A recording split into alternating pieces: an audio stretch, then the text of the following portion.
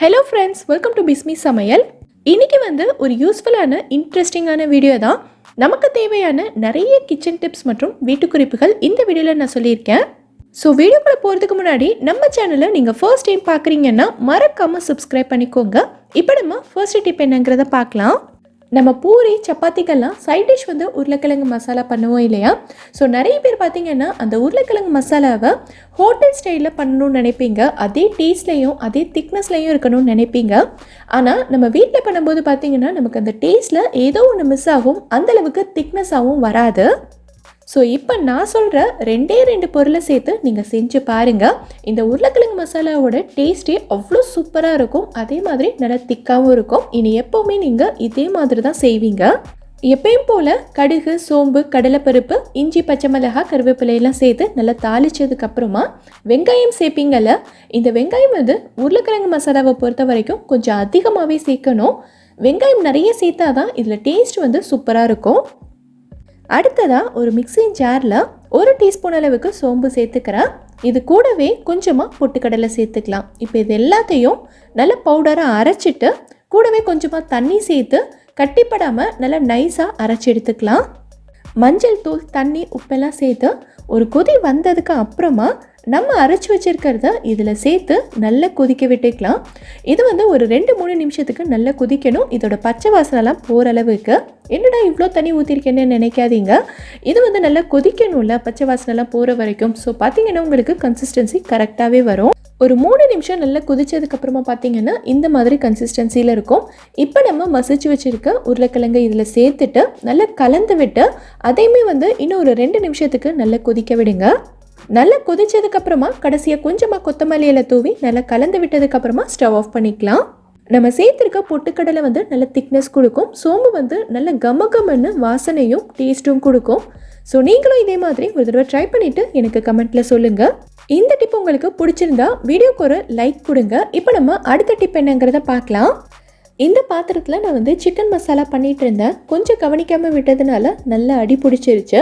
So chicken எல்லாத்தையும் தனியாக எடுத்துட்டு இந்த பாத்திரத்தை நான் நல்லா தண்ணி ஊற்றி கொஞ்சம் நேரம் ஊற வச்சுருந்தேன். அப்புறம் க்ளீன் பண்ணிக்கலான்னு சொல்லிவிட்டு நல்லா ஊறினதுக்கப்புறமாவும் பார்த்திங்கன்னா இந்த கரை போகவே இல்லை, நல்லா ஸ்டெப்பான பிடிச்சிருக்கு.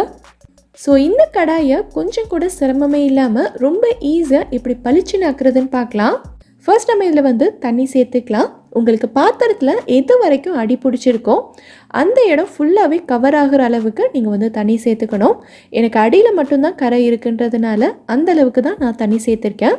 இப்போது ஸ்டவ் ஆன் பண்ணிவிட்டு இதை நல்லா கொதிக்க விட்டுக்கலாம். வேறு எதுவுமே நீங்கள் சேர்க்க வேண்டியதில்லை, வெறும் தண்ணி மட்டுமே போதும். இந்த தண்ணி சூடாக அடி பிடிச்சிருந்தது எல்லாமே கொஞ்சம் கொஞ்சமாக கலண்டு வரும். ஒரு ஸ்பூன் வச்சு நீங்கள் லைட்டாக எடுத்து விடுங்க. எந்த இடத்துலலாம் அடி பிடிச்சிருக்கோ அந்த இடத்துலலாம் லைட்டாக எடுத்து விட்டிங்கனாலே போதும், ஈஸியாகவே வந்துடும். இவ்வளோ அடி பிடிச்சிருக்கிறத சும்மா அப்படியே நம்ம ஸ்க்ரப்பர் போட்டு தேய்ச்சோன்னா ரொம்ப நேரம் தேய்க்கணும், கையும் ரொம்ப வலிக்கும். ஸோ இந்த மெத்தடில் செஞ்சோன்னா டக்குன்னு வேலை முடிஞ்சிடும். இது ஃபுல்லாகவே நல்லா எடுத்து விட்டதுக்கப்புறமா நான் ஸ்டவ் ஆஃப் பண்ணிட்டேன். ஸோ இதில் 3/4 வாசி அடி பிடிச்சிருந்தது போயிருச்சு. அடுத்தது பார்த்திங்கன்னா இந்த தண்ணியை கீழே ஊற்றிட்டு எப்பயும் போல் டிஷ்வாஷர் போட்டு நல்லா தேய்ச்சி விட்டுக்கலாம். பாத்திரம் நல்லா சூடாக இருக்கும் போதே நீங்கள் தேய்ச்சிங்கன்னா டக்குன்னு போயிடும். இப்போது இதை நான் கழுவி எடுத்துகிட்டு காட்டுறேன் பாருங்கள். பாத்திரம் எவ்வளோ பளிச்சுன்னு இருக்குன்னு. கொஞ்சம் கூட அடி பிடிச்ச தடமே தெரியாத அளவுக்கு நல்லா க்ளீனாக இருக்குது. ஸோ இனி உங்கள் வீட்டில் பாத்திரம் அடி பிடிச்சிருச்சுன்னா சும்மா ஸ்க்ரப்பர் போட்டு தேய்ச்சிக்கிட்டே இருக்காமல் இந்த மாதிரி ட்ரை பண்ணி பாருங்கள். உங்களுக்கு ரொம்பவே யூஸ்ஃபுல்லாக இருந்திருக்கும்னு நினைக்கிறேன். இப்போ நம்ம அடுத்த டிப் என்னங்கிறத பார்க்கலாம். பொதுவாக நம்ம பூண்டெல்லாம் வாங்கணும் அப்படின்னா உடனே யூஸ் பண்ணி முடிச்சிட மாட்டோம். கண்டிப்பாக ஒரு 2-3 வாரத்துக்கு அதை வச்சு தான் யூஸ் பண்ணுவோம். ஸோ இந்த பூண்டு பார்த்திங்கன்னா வாங்கிட்டு 1 வாரம் தான் ஆகுது. இது ஃபுல்லாகவே நல்லா முளைக்க ஆரம்பிச்சிருச்சு.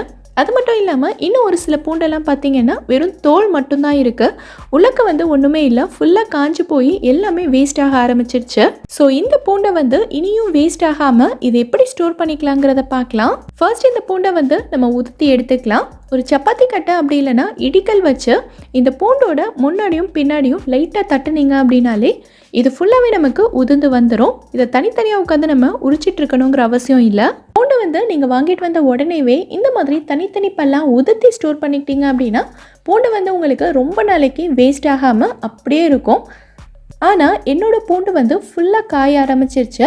ஸோ இதை வந்து நான் உரிச்சிட்டு தான் ஸ்டோர் பண்ண போகிறேன். இதை உரிக்கிறதுமே ரொம்ப ஈஸி தான். பூண்டு வந்து 2ஆக கட் பண்ணிவிட்டு இதோட முனையில் பிடிச்சி லைட்டாக இழுத்திங்கனாலே தோல் தனியாக பூண்டு தனியாக வந்துடும். எவ்வளோ பூண்டாக இருந்தாலும் சரி டக்குன்னு உரிச்சு முடிச்சிடலாம். இந்த மெத்தடில் நீங்கள் உரிக்கும் போது உங்களுக்கு நகமும் வலிக்காமல் இருக்கும். ஸோ ட்ரை பண்ணி பாருங்கள். ஸோ எல்லா பூண்டையுமே நான் உரிச்சு முடிச்சிட்டேன். இதை ஸ்டோர் பண்ணுறதுக்கு ஒரு கிளாஸ் பாட்டில் எடுத்திருக்கேன். கிளாஸ் பாட்டிலில் தான் ஸ்டோர் பண்ணணும்னு கிடையாது. நல்ல ஏர்டைட்டான பிளாஸ்டிக் டப்பாவும் நீங்கள் யூஸ் பண்ணிக்கலாம். ஆனால் நம்ம ஸ்டோர் பண்ணுற பாட்டில் வந்து கொஞ்சம் கூட ஈரப்பதம் இல்லாமல் ஃபுல்லாக காஞ்சிருக்கணும். பூண்டு எல்லாத்தையும் இந்த பாட்டிலில் போட்டுட்டு இது கூடவே நான் வந்து கொஞ்சமாக மஞ்சள் தூள் சேர்த்துக்கிறேன். மஞ்சள் தூள் வந்து நல்ல ஒரு கிருமி நாசினின்றதுனால ரொம்ப நாளைக்கு இந்த பூண்டில் வந்து ஃபங்கஸ் எதுவுமே ஃபார்ம் ஆக விடாமல் நல்லா ஃப்ரெஷ்ஷாகவே வச்சுக்கோம். பாட்டிலை மூடிட்டு நல்லா குலுக்கி விட்டீங்க அப்படின்னாலே பூண்டும் மஞ்சளும் நல்லா மிக்ஸ் ஆயிரும். இதை வந்து நீங்கள் ஃப்ரிட்ஜில் தான் ஸ்டோர் பண்ணணும். உங்களுக்கு தேவைப்படும் போது தேவையான அளவுக்கு மட்டும் எடுத்து நல்லா கழுவிட்டு யூஸ் பண்ணிக்கலாம். ஸோ இந்த டிப் உங்களுக்கு யூஸ்ஃபுல்லாக இருந்திருக்கும்னு நினைக்கிறேன். கண்டிப்பாக ட்ரை பண்ணி பாருங்கள். இப்போ நம்ம அடுத்த டிப் என்னங்கிறத பார்க்கலாம்.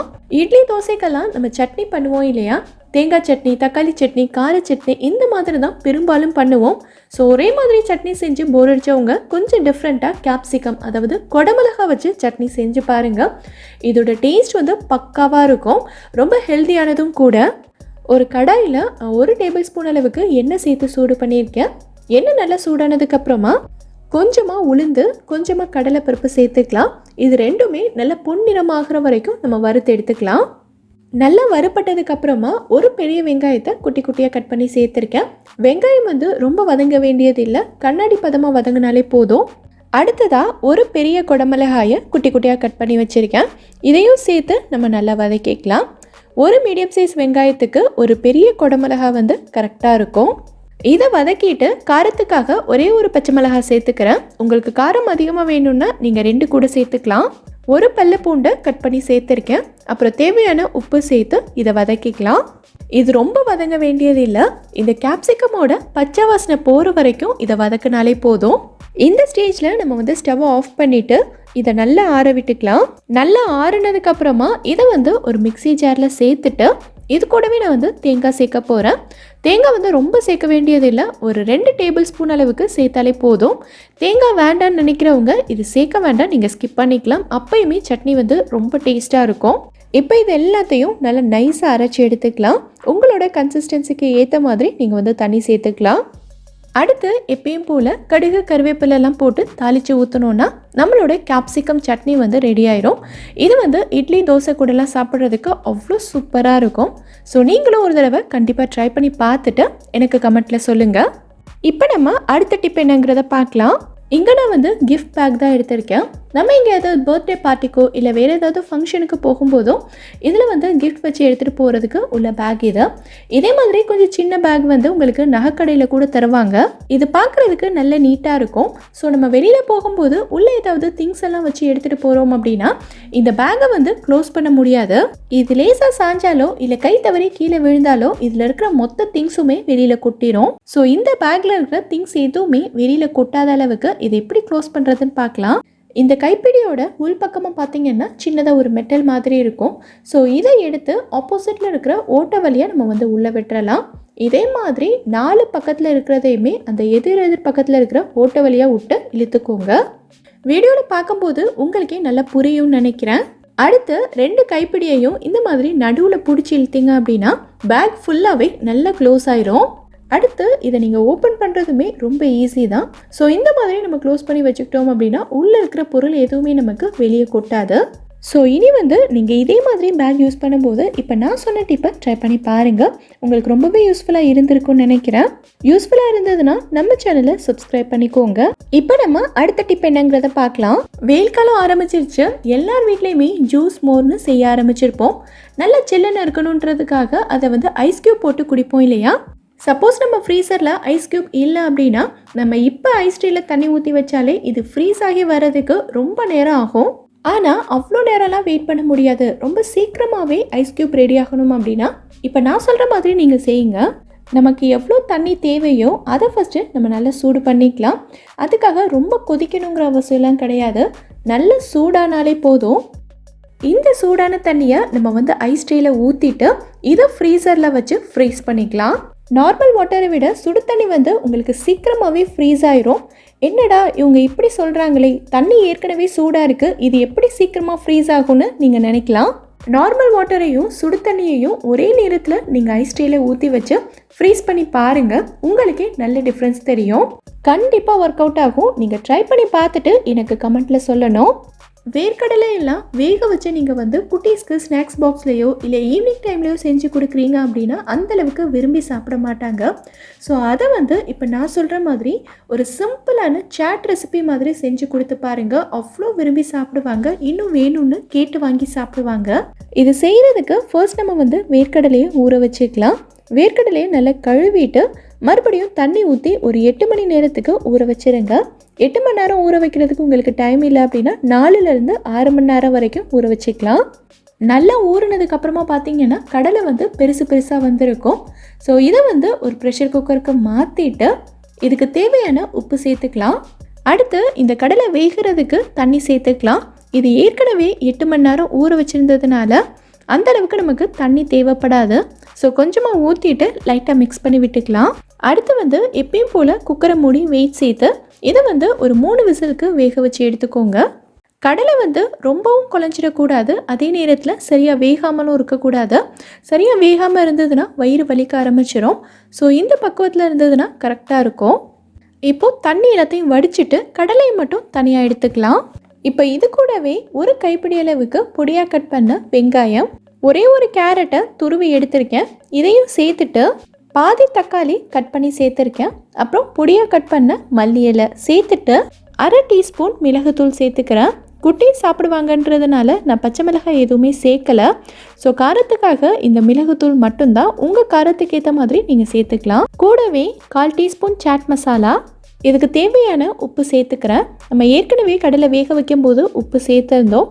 ஸோ இப்போ வந்து செக் பண்ணி பார்த்துட்டு வேணும்னா மட்டும் சேர்த்துக்கோங்க. கடைசியாக 1 டீஸ்பூன் அளவுக்கு லெமன் ஜூஸ் சேர்த்துட்டு எல்லாத்தையும் நல்லா கலந்து விட்டுட்டிங்க அப்படின்னா சூப்பரான வேர்க்கடலை சாட் வந்து உங்களுக்கு ரெடி ஆயிரும்.